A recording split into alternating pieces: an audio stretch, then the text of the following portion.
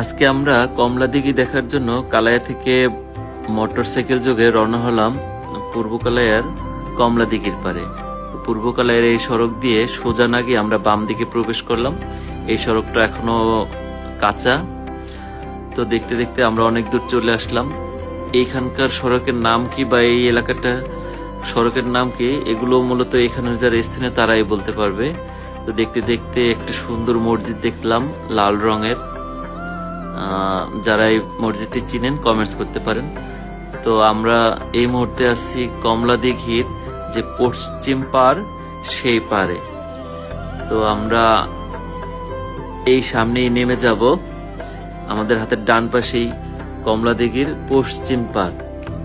তো আমরা এখানে নেমে দেখতে পাচ্ছি যে এই যে সামনে যে উঁচু জায়গা দেখতে পাচ্ছেন, এটাই মূলত কমলা দিঘির পশ্চিম পার।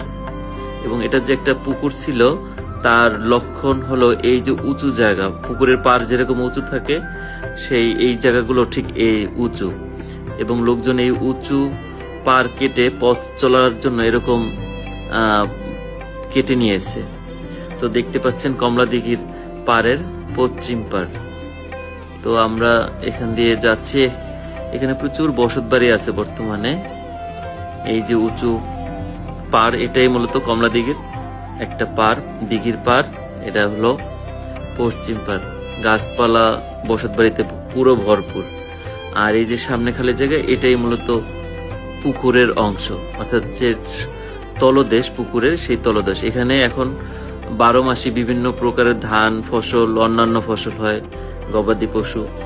আর এই পুকুরের মাঝখানে মানুষ এখন বসত বাড়ি করেছে, পুকুর করেছে এবং রাস্তাও করেছে। এই যে কাঁচা রাস্তাটা, সেটা মূলত কমলা যে দিঘি তার উপরেই এই রাস্তা তৈরি করা হয়েছে, অর্থাৎ এপার থেকে ওপারে যাওয়ার জন্য। আর এটা হলো উত্তর পাশের যে পার, সেই পার।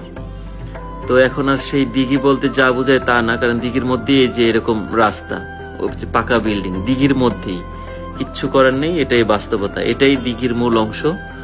কিন্তু দিঘির মাঝখানে প্রচুর বসত বাড়ি। আমরা সেই দিঘির মধ্যে দিয়ে যে কাঁচা রাস্তা তা দিয়ে এখন আমরা যাচ্ছি পূর্ব পাশের পারে। তো আমরা একটা ব্রিজ পার হচ্ছি বা পোল। এই পোলটাই মূলত কমলা দিঘির মাঝখান থেকে যে খালটা বের হয়ে তেঁতুলিয়ে পড়েছে, সেই খালটাই এই খালটা। তো আমরা এখান দিয়ে খুব সাবধানতার সাথে আমাদের মোটর বাইকে যাচ্ছি।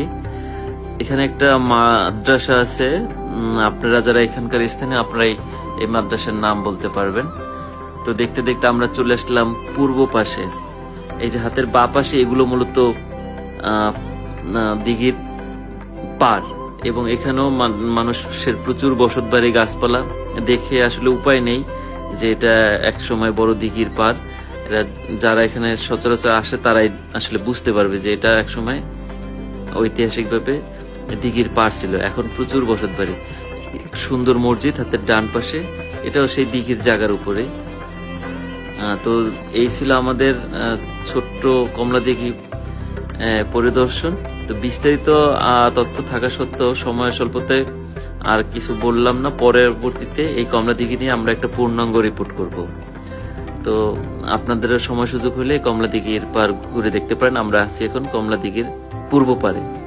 ধন্যবাদ।